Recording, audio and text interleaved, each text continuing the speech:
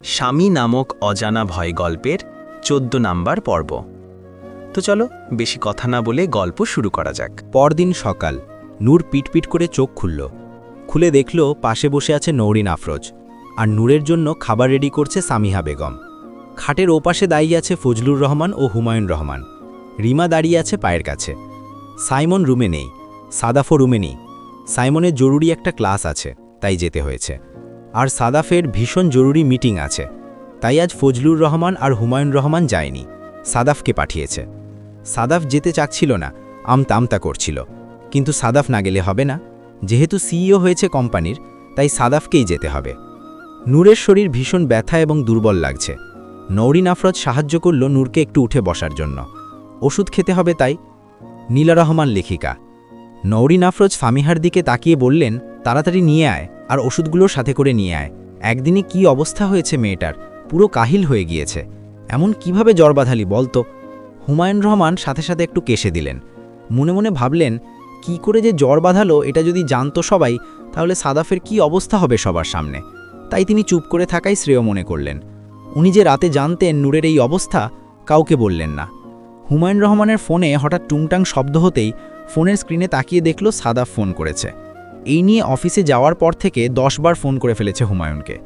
Phone দিয়ে একই কথা, নূরের অবস্থা কেমন বলতে বলতে টায়ার্ড হয়ে গেছে হুমায়ুন রহমান। ফোনটি নিয়ে চুপচাপ রুম থেকে বের হয়ে একটু দূরে গিয়ে ফোন ধরে বলল, কি হয়েছে, বারবার ফোন করছিস কেন? নীলা রহমান লেখিকা। এপাশ থেকে সাদাফ বলে উঠল, ফোন করছি কেন মানে? জানো না কেন ফোন করেছি? নূরের অবস্থা কি এখন? হুমায়ুন রহমান বিরক্ত হয়ে বলল, 9 বার ফোন দিয়েছিস, এই নিয়ে 10 বার একই কথা বারবার বলছি। অবস্থা এখন আগের চেয়ে ভালো, তবে দুর্বল। এইমাত্র ঘুম থেকে উঠেছে। নতুন খবর জানতে পেলাম। ফোন না করলে কি জানতে পারতাম ও এইমাত্র ঘুম থেকে উঠেছে? ওকে ওষুধ খাইয়েছো, খাবার খাইয়েছো? জানতে চাইল সাদাফ। শোন সাদাফ, আমি কিন্তু ওর বাবা, ঠিক আছে? আমি ওর খেয়াল রাখব, বাড়ির সবাই ওর খেয়াল রাখবে। তুই একা পাগল হয়ে যাস না, বলল হুমায়ুন রহমান। সাদাফ বলল, হ্যাঁ জানি তুমি ওর বাবা, সবাই আত্মীয় স্বজন, কিন্তু কেউ তো আর আমি না। যাই হোক, জরুরি মিটিংয়ে আছি, ভালো করে খোঁজ খবর রেখো, না হলে কিন্তু আমি মিটিং ছেড়ে চলে আসব বলছি। বাবা মাফ কর, তুই মিটিংটা একটু শান্তিতে কর। আমি এই যে রুমের ভিতরে ঢুকবো, আর সারা দিন রুম থেকে বেরোবো না, সারা দিন নিজে ওর খেয়াল রাখবো। এবার খুশি? কি খেয়ে যে তোকে পয়দা করেছিলাম আল্লাহই জানে। এরকম নির্লজ্জ ছেলেরা আমি কোথাও দেখিনি। আমরা আমাদের বাবাদের চোখে চোখ রেখে কথা বলতে পারিনি, আর তুই কিনা নির্লজ্জের মতো আমাকে বলছিস নূরের খেয়াল রাখতে না হলে তুই চলে আসব? বাবার সাথে নাকি এইভাবে কথা বলে? সাদাফ বলল, হ্যাঁ তোমাদের সময় তো তোমরা অনেক সভ্য, শান্ত, ভদ্র ছিলে। আমি আর রিমা তো আকাশ থেকে টুপ করে পড়েছিলাম। কথাটি বলেই সাথে সাথে ফোন কেটে দিল সাদাফ। বাবার রিয়াকশন আর দেখার প্রয়োজন মনে করল না। এদিকে হুমায়ুন রহমান ফোন হাতে নিয়ে টাসকি খেয়ে দাঁড়িয়ে রইলেন। ছেলে এইমাত্র কি বলল? দিন দিন ওর মাত্রা ছাড়িয়ে যাচ্ছে। অবশ্য দিন কেন, ছোটবেলা থেকে এরকম ঠোঁট কাটা স্বভাবের। ছোটবেলাও এরকমই করত, শুধু সবার চোখের আড়ালে। একমাত্র হুমায়ুন রহমান জানে ছেলের আসল রূপ। 10ম শ্রেণীতে পড়া অবস্থায় একদিন শুধু মাথায় হাত রেখে বলেছিল, আমি তোর বাবা না, আমি তোর বন্ধু। মনে যে কোনো কথা আছে দুনিয়ার কাউকে বলার প্রয়োজন নেই তোর। সমস্ত কিছু তুই আমাকে বলবি, তোর আসল রূপ তুই আমাকে দেখাবি, কিন্তু অন্য কারো সাথে কখনো খারাপ কিছু করবি না। দিনটি যেন কাল হয়ে গেছে হুমায়ুন রহমানের জীবনে। এরপর থেকে ছেলে এহেন কোনো কথা নেই যা বাবাকে এসে শেয়ার না করে। মাঝে মধ্যে তো ছিমার্কা নির্লজ্জ কথাবার্তাও এসে শেয়ার করত। শুনে কাস্তে কাস্তে মরার উপক্রম হতো হুমায়ুন রহমানের। অথচ পরিবার, সমাজ, সবার সামনে কতই সভ্য ভদ্র ছেলে সাদাফ। একমাত্র হুমায়ুন রহমান জানে কি কথা বলতে পারে এই ছেলে। ওর মা যদি কোনোদিনও জানতে পেত নিজের জন্ম নিয়ে কি ধরনের কথা এইমাত্র বলল তার আদরের ছেলে সাদাফ, লজ্জায় শেষ হয়ে যেত। দুপুরে লাঞ্চ টাইম পার হয়ে গেছে, এখনও বাসায় ফিরতে পারেনি সাদাফ। তবে এর মধ্যে আরও 3 বার ফোন করেছিল হুমায়ুন রহমানকে, জানিয়েছে নূর সেই যে খেয়ে ঘুম দিয়েছে, আর ওঠেনি। এদিকে সাইমন নিজের রুমে ওয়াশরুমে গোসল করছে আর চিন্তা করছে, আজকে 2 বার ফোন দিয়েছে বেয়াদবটাকে। বেয়াদবটা ফোন একবারও রিসিভ করেনি তো করেনি, ঘরে একটা কাজ করে যায়নি, বিছানাটা এখনও অগোছালো হয়ে আছে। এদিকে রিমা এতক্ষণ নূরের সাথে ছিল। নূর ঘুম থেকে উঠছে না, তাই গেল নিজের রুমে ফ্রেশ হওয়ার জন্য। গিয়ে দেখল 2 বার মোবাইলে ফোন এসেছে, শয়তানটার ফোন এসেছে। ভাবল ভালোই হয়েছে, ফোনের কাছে ছিল না, থাকলেও ধরত না। ফোনটা রেখে রিমা গেল গোসল করতে। ওয়াশরুমে ঢুকে আয়নায় নিজের চেহারা দেখতেই হঠাৎ গতকালের কথা মনে পড়ে গেল। ঠোঁটে একটি আঙুল দিয়ে বুলাতে বুলাতে ভাবতে লাগল গতকালের দৃশ্য। সারা শরীর শিহরিত হলো রিমার। সাথে সাথে চোখ খুলে ফেলল রিমা। মনে মনে রাগ করল ভীষণ সাইমনের ওপরে। কেন এরকম করল? কখনো ভালোবাসি তো বলেনি, শুনেছি গার্লফ্রেন্ডও আছে, এখন অস্বীকার করলে কি? নূর তো বলেই দিয়েছে গার্লফ্রেন্ড আছে, বিয়ে করবে। রাগে শাওয়ার অন করে গোসল শেষ করল রিমা। করবে না আর কিছু এই অসভ্য লোকটার জন্য, কোনো কাজও করে দেবে না, কথাও বলবে না, মনে মনে ঠিক করে ফেলল রিমা। এদিকে সাইমন রুম থেকে বের হয়ে তাড়াহুড়ো করে নিচে নামবে, ঠিক এমন সময় সিঁড়িতে ধাক্কা খেল রিমার সাথে। রিমা পড়ে যাবে, তার আগে সাইমন হাত ধরে ফেলল। রিমা সাইমনের দিকে তাকিয়ে চোখ দুটো গরম করে ফেলল। রিমা, চোখ দুটো কি টিউবলাইট হয়ে গেছে? দিনের বেলাও কি চোখে দেখিস না? সাইমন অবাক হয়ে গেল রিমার কথা শুনে। দিন দিন এই মেয়ে অবনতি হচ্ছে, কত বড় সাহস! কাল তো রুমের ভিতর তুই করে বলেছে, মেনে নিলাম, আজকে জনসম্মুখে অর্থাৎ রুমের বাইরে তুই করে বলছে। সাইমন, তুই কি দিন দিন বেয়াদব হচ্ছিস? বড় ভাইয়ের সাথে কিভাবে কথা বলতে হয় তুই কি জানিস না? রিমা, তুই কিসের বালের বড় ভাই রে? রুমে এসে চুম্মাচুটি করিস তখন তুই বড় ভাই থাকিস না। কথাটি বলেই রিমা সাইমনের দিকে না তাকিয়ে নিচে চলে গেল। সাইমন অবাক হয়ে গেল, মনে মনে ভাবল, একটা চুম্মার জন্য আজকে আমি আমার সম্মান হারিয়ে ফেললাম। তুই থেকে দায়িক? ও সরি, একটা না, আসলে দুটো খেয়েছিলাম। সাইমন নিজের হাত দিয়ে নিজের ঠোঁটে দুটো চাপড় মেরে বলল, আর লোক খুঁজে পাসনি? এই ডাকিনিকে তুই চুমু খেতে গিয়েছিলি? এই মেয়ে তোর এখন যেখানে পাবে সেখানে মান সম্মানের টায়ার পাংচার করে দেবে। এদিকে সাদাফ কোনো মতে মিটিংটা শেষ করে সাথে সাথে মোবাইল ফোন পকেটে ঢুকিয়ে অফিস থেকে বের হবে। সাথে সাথে একবার মনে হলো অনেকক্ষণ হলো নূরকে দেখে না। নূরের ছবিতে একটু দেখার জন্য সাথে সাথে ড্রয়ার থেকে নূরের ছবিটা বের করে একটু দেখল। দেখে বুকের সাথে চেপে ধরে রাতের কথা মনে করতে লাগলো। কিভাবে নূর ওকে জড়িয়ে ধরে ভালোবাসার কথা বলছিল, ওকে চুমুতে চুমুতে ভরিয়ে দিচ্ছিল, ভালোবাসার পরশ দিচ্ছিল নূর। যদি সজ্ঞানে থাকতো তাহলে কি কখনো এরকম করতো বোকা মেয়েটা?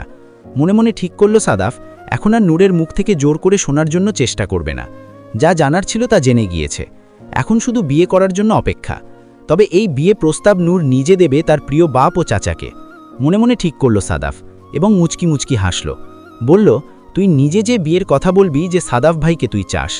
আমার বোকা নূর, তোকে আমি ভীষণ ভালোবাসি। একবার শুধু তুই বল তুই আমাকে ভালোবাসিস। সবার সামনে তোর জন্য আমি পৃথিবীর সব কিছু করতে পারবো। আমি যদি গিয়ে বলি তোর বাবা চাচাকে আমি তোকে ভালোবাসি, বিয়ে করতে চাই, বলবে আমার মেয়ে ছোট্ট, আমার মেয়ে কিছুই বোঝে না, আমি তোর মাথা খেয়েছি। অথচ মাথা খেয়েছিস তুই আমার। তাই ছোট্ট মেয়ের মুখ ফুটে বলতে হবে যে সে সাদাফকে স্বামী হিসাবে চায়, বাকি সব কিছু দেখার দায়িত্ব আমার। সাদাফের বাসায় পৌঁছাতে পৌঁছাতে 3টা পার হয়ে গেল। এদিকে নূর অভিমান করে বসে আছে। বাড়ি শুদ্ধ লোক এসে বারবার ওকে দেখে যাচ্ছ, ওর কথা জিজ্ঞেস করছে, অথচ পাষাণ লোকটা একবারও ওর কথা জিজ্ঞেস করল না, ফোনও করল না। নূর আর কথা বলবে না, আর সামনে যাবে না সাদাফের। মনে মনে ঠিক করে ফেলল নূর, উনার জন্যই তো এই জ্বরটা এলো, অথচ একবারও ফোন করে খোঁজ খবর নিল না। নিশ্চয়ই গার্লফ্রেন্ডের সাথে শতবার ফোন করে কথা বলে ফেলেছে। কিন্তু নূরের কি? নূরের কোনো চিন্তা নেই। নূরকে তো জিজ্ঞাসা করবে না নূর কেমন আছে, নূরকে তো আর ভালোবাসে না। ঠোঁট ফুলিয়ে কথাগুলো ভাবছে নূর। রিমা বলল, কি রে, কি এত চিন্তাভাবনা করছিস? কোন দিকে তাকিয়ে আছিস? নূর সাথে সাথে তাকালো রিমার দিকে, বলল, কই না তো, কিছু ভাবছি না। খাবি কিছু? ক্ষুধা লেগেছে? জানতে চাইল রিমা। নূর কিছু বলবে ঠিক এমন সময় হম্বতম্বি করে রুমে ঢুকল সাদাফ। দেখে বোঝা যাচ্ছে বড্ড ক্লান্ত, শার্ট ঘামে ভিজে আছে, ইন খুলে ঢিলাঢালা হয়ে আছে। শার্টের ওপরের দিকে 2টা বোতাম খোলা, টাইটা ঢিলেঢালা হয়ে গলায় ঝুলে আছে। নীলা রহমান লেখিকা। রিমা সাথে সাথে তাকিয়ে বলল, কি রে ভাইয়া, যুদ্ধ করে এসেছিস নাকি? এই অবস্থা কেন তোর? গাড়িতে এসি, অফিসে এসি, বাসায় এসি, তারপরে এই অবস্থা? রিমাটে দেখেই পায়ের গতি স্লো করল সাদাফ। তারপর শার্টের হাতা গোটাতে গোটাতে বলল, বাইরে যা, যে আমার জন্য লেবু দিয়ে সুন্দর করে একটা ড্রিঙ্কস বানিয়ে নিয়ে আয়। সময় নিয়ে যত্ন করে বানাবি, ঠিক আছে? যা। রিমার দিকে তাকিয়ে হালকা হাসি মুখে বলল সাদাফ। রিমা মুচকি হেসে রুম থেকে বের হয়ে গেল। যাওয়ার সময় দরজা বাইরে থেকে চাপিয়ে দিয়ে যেতে ভুলল না। ভিতরে ভাই আছে, শত হলেও বড় ভাই, হঠাৎ করে যে কেউ ঢুকে যেতে পারে, তাই দরজাটা সুন্দর করে চাপিয়ে দিয়ে গেল। যেতে যেতে মনে মনে ভাবল, ছোট্ট নূরের দিকে কিভাবে দৃষ্টি পড়ল ভাইয়ের। এত ছোট্ট একটা মেয়ে, তবে দেখতে বেশ পুতুল পুতুল। ছোটবেলা থেকেই তো ভাই সারাদিন নিজের কোলে করে রাখত। ছোটবেলা থেকেই কি বুকিং দিয়ে রেখেছিল ভাইয়া? তবে জম্পেশ হবে নূরের সাথে বিয়ে হলে ভাইয়ার। বাসর রাতে সারা বাড়ি দৌড়ে দৌড়ে খুঁজবে বউ বউ, কই বউ? বউ দেখবে 2 বাবার কাছে। মনে মনে হাসল কথাটি চিন্তা করে। সাদাফকে দেখে প্রথমে অভিমান গলে গেলেও এখন অভিমান আরও ভারী হয়ে গেল নূরের। তাকিয়ে রইল অন্যদিকে, তাকাবে না সাদাফের দিকে, কিন্তু সাদাফ ঠিকই খেয়াল করছে নূরকে।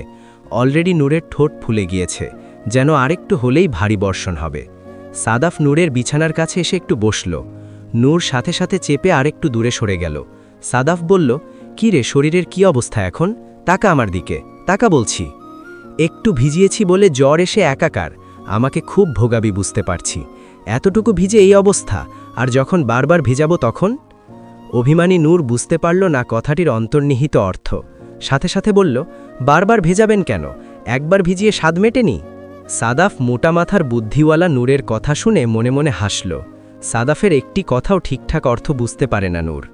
মনে মনে ভাবল, বারবার ভেজাবো সেটা যদি বুঝতি তাহলে এখন বলদির মতো প্রশ্নটা করতি না, লজ্জায় লাল নীল হয়ে যেতি। ছোট্ট একটি দীর্ঘশ্বাস ছেড়ে আরেকটু কাছে এসে নূরের কাছে বলল, কারণ আমার বারবার চাই, একবারে স্বাদ মিটবে না আমার। নূর জিজ্ঞেস করল, কি চাই? সাদাফ হাসল, হেসে বলল, তোর জ্বর। তবে চিন্তা নেই, 1 বস্তা ওষুধ এনে রাখব, তুই জ্বর বাঁধাবি, আমি ওষুধ খাওয়াবো, তবু এই জ্বর থেকে রেহাই নেই তোর, বলল সাদাফ। সাদাফ একটু কাছে এসে নূরের কপালে হাত রাখল। নূর সরে যেতে চেয়েছিল, কিন্তু সাদাফ বাঁ হাত দিয়ে নূরের মাথার পেছনে জোরে ধরে আরেক হাত দিয়ে কপাল চেক করল। তারপর নিজের কপালে হাত রাখল। বুঝতে পারছে না সাদাফ, তারপর করে ফেলল এক অদ্ভুত কাজ।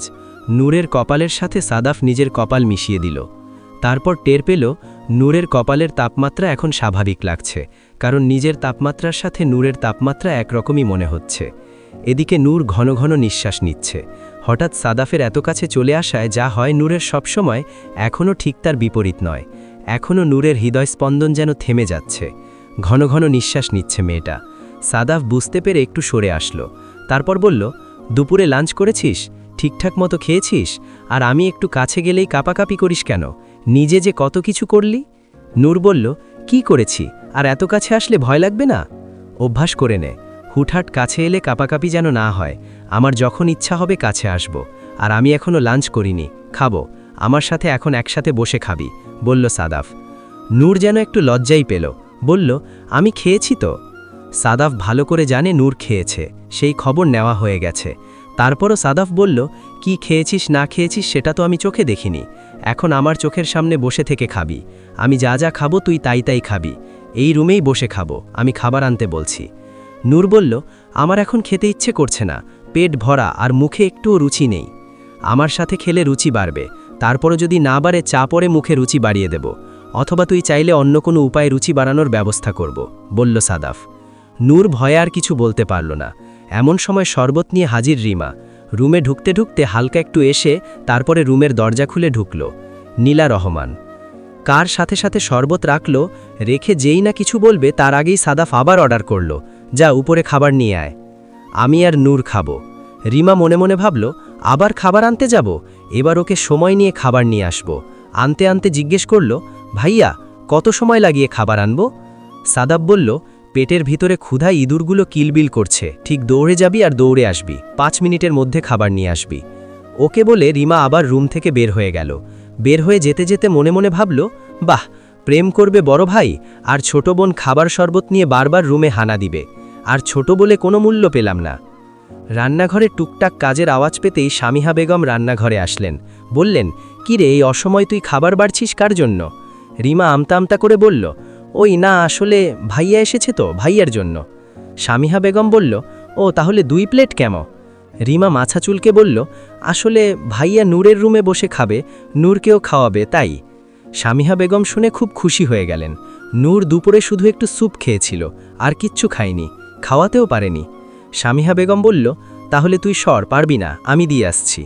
রিমা সাথে সাথে বলে উঠল, না না ছোট আম্মু, আমি দিয়ে যেতে পারবো। ভাইয়া যদি দেখে তোমাকে এই সময় কাজ করিয়েছি, ভাববে আমি তোমাকে রুম থেকে ডেকে নিয়ে কাজ করিয়েছি, প্লিজ আমি দিয়ে যাই। তুমি এক কাজ করো, বলে দাও আমি দিয়ে যাই। সামিহা বেগম বলল, আচ্ছা ঠিক আছে, বলেই খাবার বাড়তে লাগলো। রিমা মনে মনে ভাবল, যাক বাবা, এবার বেঁচেছি, না জানি ছোট আম্মু গিয়ে রুমে কি না কি অবস্থায় পেত, মান সম্মান একেবারে শেষ হয়ে যেত ভাইয়ার। এদিকে হুমায়ুন রহমান বারবার ফোনের দিকে তাকিয়ে দেখছে, এখনও পর্যন্ত সাদাফ ফোন দিল না কেন, কি সমস্যা? উনি এখনও জানে না সাদাফ এখন রুমে মানে নূরের রুমে অবস্থান করছে, তাই নিজে রুম থেকে বের হয়ে একটু এদিক ওদিক দেখার চেষ্টা করল। হঠাৎ দেখল রিমা খাবার নিয়ে নূরের রুমে যাচ্ছে। এগিয়ে এসে বলল, "কি রে মা, খাবার নিয়ে নূরের রুমে যাচ্ছিস যে? নূর তো খেয়েছিল।" "ওই না বাবা, ভাইয়া নূরের রুমে, তো ভাইয়া খাবার খাবে, সাথে নূরকেও খাওয়াবে, তাই আমাকে বলছে দুজনের খাবার নিয়ে আসতে", বলল রিমা। সাথে সাথে চক্ষু চরকগাছ হয়ে গেল হুমায়ুন রহমানের। ছেলেটা পেয়েছে কি? দিনে দুপুরে দরজা লাগিয়ে বসে আছে নূরের রুমের। এই ছেলে নিশ্চিত আজকে সারাদিন রাত নূরের রুম থেকে বেরোবে না। তারপর মনে মনে এই ভেবে আবার খুশিও হলো, ছেলেটা নূরকে অনেক ভালোবাসে। কতটুকু ভালোবাসলে এভাবে বাবার কাছে নির্লজ্জের মতো নূরের হাত চেয়েছিল সাদাফ। তারপর রিমার মাথায় হাত রেখে বলল, "ঠিক আছে, যা, খাবার নিয়ে ভিতরে যা। সারাদিন মনে হয় খায়নি কিছু ছেলেটা, সাথে নূরও একটু খেতে পারবে। আমাদের কথা তো শোনে না, সাদাফের কথা শুনবে।"